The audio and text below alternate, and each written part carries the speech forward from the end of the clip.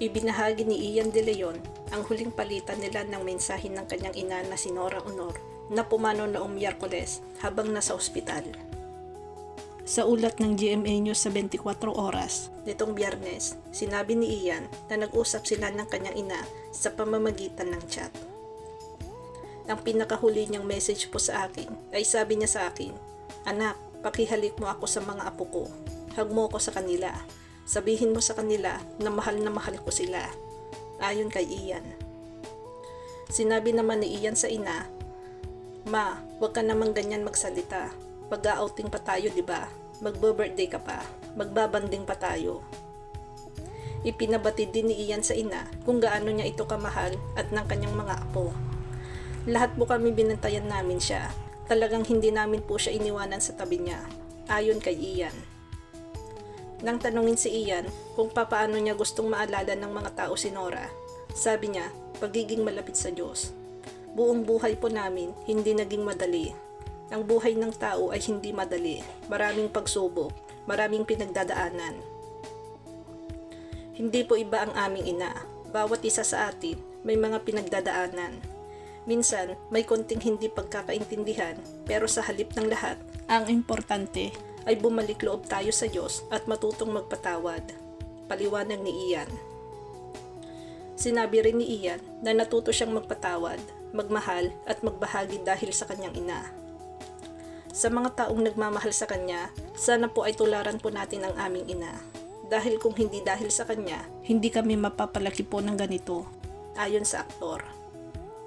Umaasa rin si Lotlot De Leon na maalala ng mga tao ang kanyang ina sa pagiging mapagbigay at totoo nito.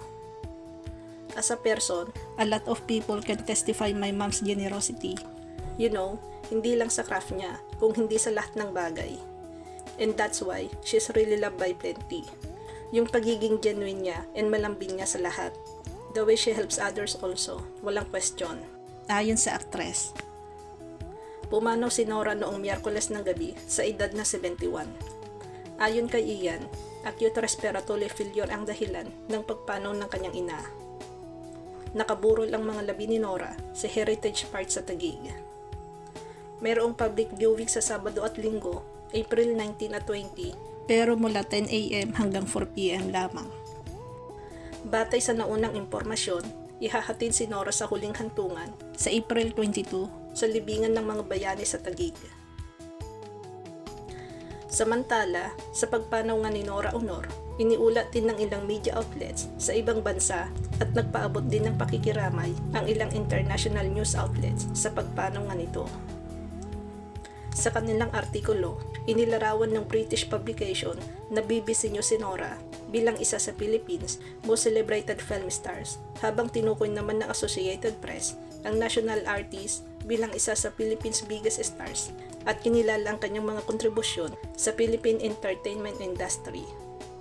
Nagbigay pugay din ang publikasyon sa UK na The Independent Actress na tinawag nilang most revered figure in the Philippine film.